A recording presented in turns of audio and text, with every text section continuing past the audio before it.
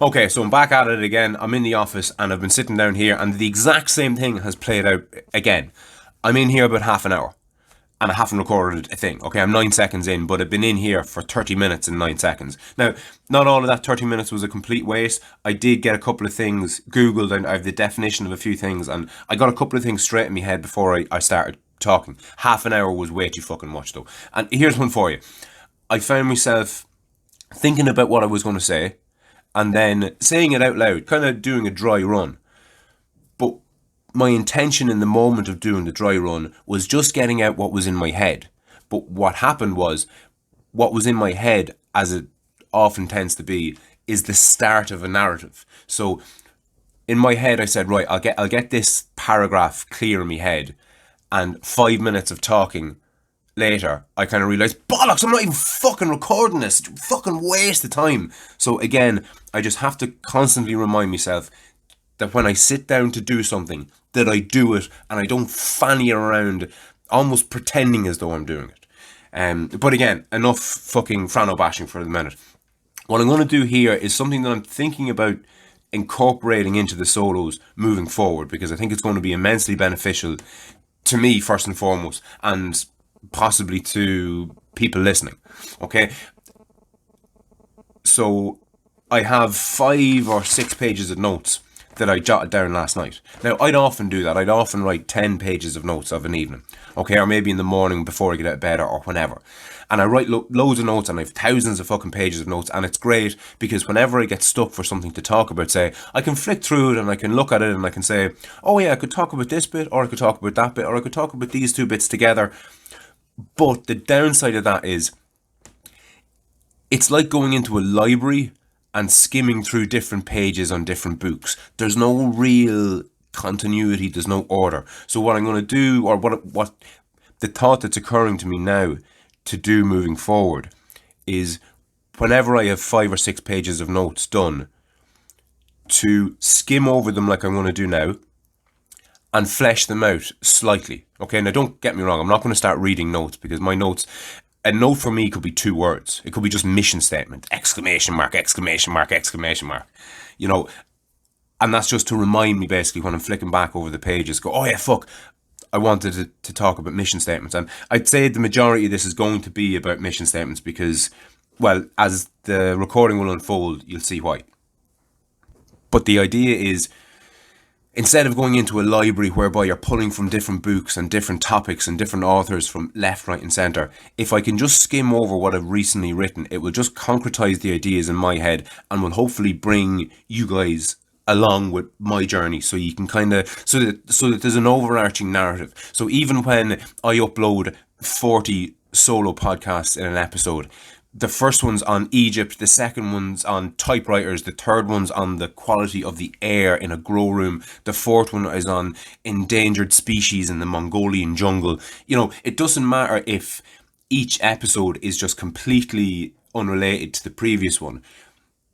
Hopefully, at least, there'll be an overarching narrative amongst them all which people can follow, if that makes sense. But anyway, I digress. Getting back to the notes. So, OTL mission statement. I write OTL, shorthand for off the lead. Mission statement. The little brother put me onto this the other day, and what did I leave? It was to democratise knowledge and to lead by example. That's, I think, what I mentioned the last day. Okay, now I started thinking about the goals, and just a couple of things I wrote down here. To awaken people was one, and to make them realise all is not as it seems. Now, I have to preface this slightly. When I'm writing notes, and my advice to other people writing notes is, whatever the thought that comes into your head when you've got the pen in your hand and the page in your hand, write the thought out. Okay, now, don't stop yourself and go, oh, I don't like the sound of that. Don't stop yourself and go, oh, I can phrase that better. Just let it fall out of you and put it on the page. Now, the downside of that is you're going to look back on some of the stuff and it's going to make you sound like such a sanctimonious cunt, or a hateful prick, or you're going to sound arrogant. You might sound racist. You might sound sexist. You might sound misogynistic. You might sound bigoted. It doesn't matter, okay? Don't take ownership of the thoughts that pop into your head. Only take ownership of the words that you use, having formulated the thoughts intentionally, okay? I spoke about this before, not to go over trodden territory too much. But the example I gave before was the wife was out of an evening. I don't know where she was or where she went, but she was gone. I was at home with the kids. And Fionn, at the time, was 4 and he was in bed fast asleep. Kiva was only a baby and I think she was asleep in her cot and I had the baby monitor. So I essentially had the house to myself. The kids were in bed, herself was out. I could put whatever I wanted on the TV or on the speakers, music, or whatever else. I could do whatever I wanted. I was by myself. Everything was great. And there was I don't think I'd heard a sound out of the monitor for a while. And as any new parent will tell you, if you don't have a sound out of the monitor, you're, at the door listening in. And if you can't hear anything, you're looking through the crack of the door. And before you know it, you're over poking your sleeping baby to make sure it's still alive. Okay, that's just a new parent thing. But anyway, I hadn't heard her for ages. And the thought that popped into my head was, oh, for fuck's sake, don't die on my watch. That's the thought that just came to me, okay? I didn't ask for it. I didn't set out to have that thought. It just pinged off in my brain, don't die on my watch. Now, the thing that I've explained a bit before, and I'm going to flesh out a little bit now, is there's a distinction between don't die and don't die on my watch. At that moment in time, the thought that popped into my head, my brain was more concerned about being to blame for my daughter dying than it was my daughter dying. Okay, and if you extrapolate that a little bit, you could say to yourself that I, having thought that thought, would have preferred my wife to have been to blame for my daughter's death rather than for me to be to blame for my daughter's death. Okay, now you have to view this rationally and logically and say to yourself, I didn't ask for that thought to pop into my head. I'm not going to take ownership over it, and I'm not going to fucking beat myself into the ground for being a terrible person for that thought having popped into my head. Okay. Now, the reason I'm saying that is because when I read over my notes, I'm not saying that's going to happen here. It may or may not. But if I sound like a sanctimonious prick or an arrogant wanker or any of the above, remember, it's just a note. It's not my point of view. It's not something that I'm espousing, if that's the right word, for other people to take on board, okay? So, that aside. Anyway, yes, I left with to democratise knowledge and to lead by example. I was relatively happy with that. Now, I hadn't settled on it, but that's where I left off, I think. That was the mission statement as it stood. To democratise knowledge and to lead by example. Okay? So, to democratise, to basically make freely available to everyone. Knowledge is knowledge. And to lead by example, to basically... Oh, no, the lead by example bit was a new thing, I think. Maybe it wasn't, I don't know. But that's what it was at one point. To democratise knowledge and to lead by example. Now... the next one on from that, where did it come from? Yes, so another note that I took was, I have a few things here bullet pointed. Taking care of the environment, being aware of global warming, lowering your carbon footprint, and being environmentally friendly and environmentally conscious. And I have that circled, and to group all that together. Now, the reason that I've done that is because I think that those things, taking care of the environment, being aware of global warming, lowering our carbon footprint, I think that's all misguided. And I think it's naive. And the reason that I think it's naive, and I googled the meaning of naive before I started recording this. This is one of the bits of work that I did before. So being naive is showing a lack of experience, wisdom, or judgment. Naive means showing a lack of experience, wisdom, or judgment. And I was like, fucking hell, that fairly well encapsulates what I'm trying to push back against. A lack of experience. Now, a 6-year-old doesn't have any experience, but that doesn't mean that a 96-year-old does. The odds of a 96-year-old having more experience than a 6-year-old are, sky high. But you can be a 96-year-old infant. Okay, just because you're 40, it doesn't mean that you've got 40 years of experience, because a lot of 40-year-olds are still 25. And if you're a 40-year-old that's still 25, it means that you have 25 years of experience and then 15 years of repeating that experience. Okay? Wisdom, which is meta knowledge, I suppose, and judgment. Okay, so a lack of experience, wisdom, or judgment. That is essentially what's wrong with the world. People are naive. People are naive to advertisers and to corporations and to themselves. and to their own spirituality, and to not everything, but in a lot of cases, a lot of the time, practically everything.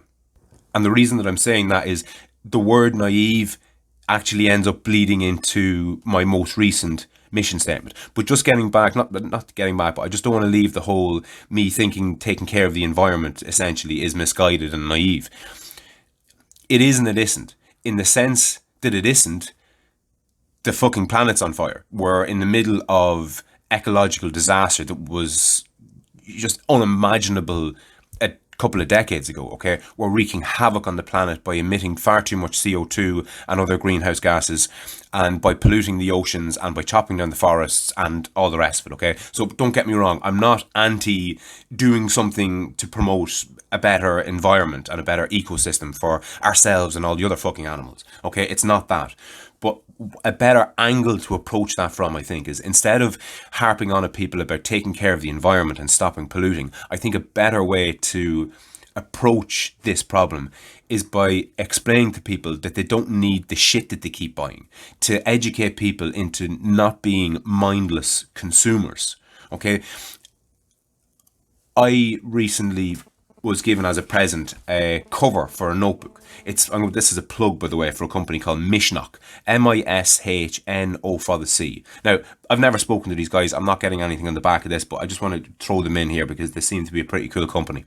They're based over in Galway and they make leather products, basically. So the leather they source from Ireland and some of it they import, but it's all lifelong stuff. I'm hopefully going to have this notebook cover forever. Okay, the only reason that I won't have this beside me on my deathbed is because I'll have lost it or I'll have gifted it to somebody. Okay, now I'm a fan of having nice things. I'm not saying don't be a consumer, live in a fucking loincloth. I'm saying have nice things by all means. Okay, but buy them, I was about to say buy them from particular types of company. That's not what I mean to say. Buy decent stuff and have it and keep it and have it forever. Don't buy a fucking new wallet every 6 months or every 2 years. Buy one that will last 50 years and give it to your fucking son on your deathbed or whatever. But again, that's just a better angle to attack the problem of global warming, I think, instead of endlessly badgering people that they're not kind of doing enough. Here's one for you, okay? I know a girl, I won't name her because what I'm going to say about her isn't exactly complimentary, but she's Little Miss Recycling lady, okay? She lives by recycling. She thinks recycling is the best and greatest thing that the world has ever known, and she has described herself as a recycling Nazi.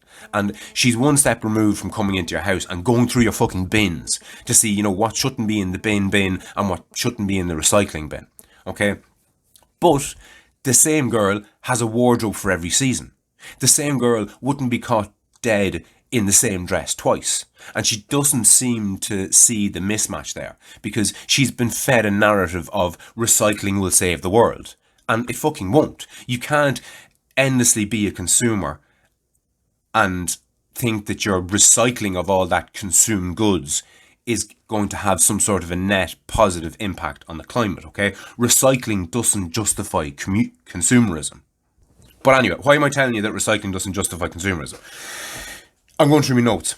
And all that stuff about the environment led me onto the word naive, which means showing a lack of experience, wisdom or judgment, which to me kind of sent off alarm bells in my head. I was like, that's what I'm trying to fucking push back against, which led to the subsequent and more recent mission statement. And the more recent one is to take arms against naivety by democratizing knowledge.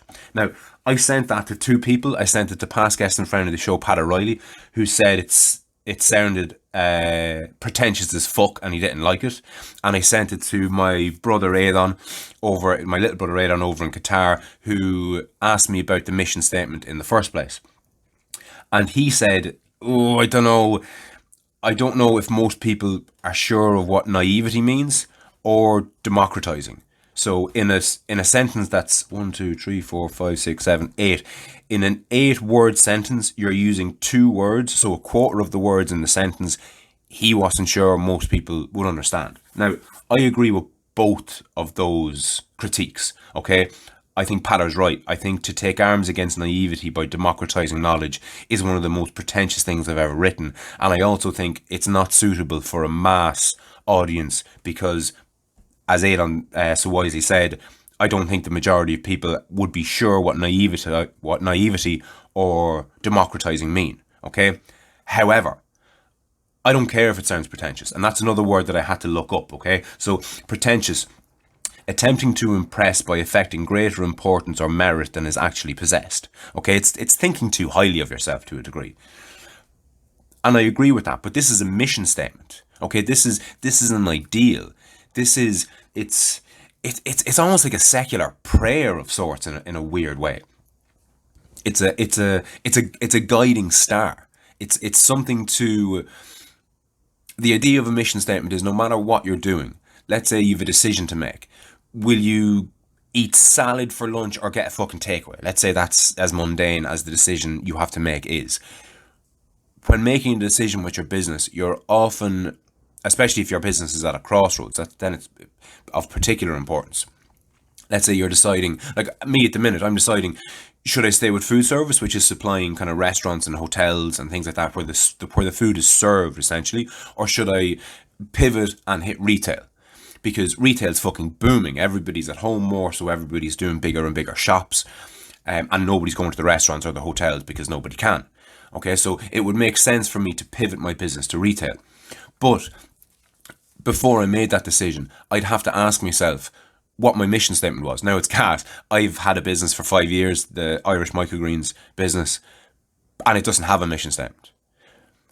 And the reason it doesn't have a mission statement is because my heart was never really into it. My heart was in setting up something that had never been done before and striving to make it a success and learning all about how to fucking wire a grow room and plumb a grow room and maintain the temperature and the humidity and all the rest of it. That was all really interesting and it was class and it was fucking... I loved every second of it. It was brilliant.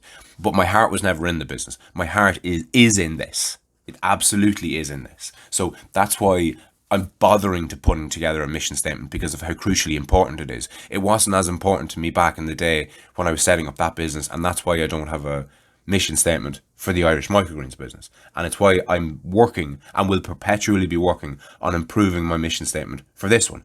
But anyway, I digress. To take arms against naivety by democratizing knowledge is where it stands at the minute. I accept that it's pretentious and I accept that people aren't going to understand it that clearly, but it doesn't matter because in relation to getting people on board with the whole off the lead thing, community, movement, whatever way you want to phrase it, in relation to getting people involved in it and to grow my audience basically and therefore have more impact, I'll increase my viewership or my fan base or whatever the fuck way you want to phrase it. I'll increase that by putting out good content and when the time comes, putting out good content in a clickbaity manner, which will basically sucker people in with something small, like a soundbite out of a conversation with the view of funneling them towards the full conversation. It won't come from my mission statement. The mission statement is for me personally, okay? And I don't mind sounding as pretentious as fuck when I'm speaking to myself. And I don't mind that other people aren't going to understand exactly what I'm saying when I'm speaking to myself. Holy shit, it's fucking 20 minutes. And nearly 20 minutes. And I've barely got through a page and a half of notes. But I have a fucking grow room to build. So, or not a grow room to build, a mobile podcast studio to build. I'll send up a video shortly of a progress report. I'll probably do a walk around. Check that out on Facebook and Instagram. Like, subscribe, comment, give me a review. All that shit helps. And I'll chat to you soon.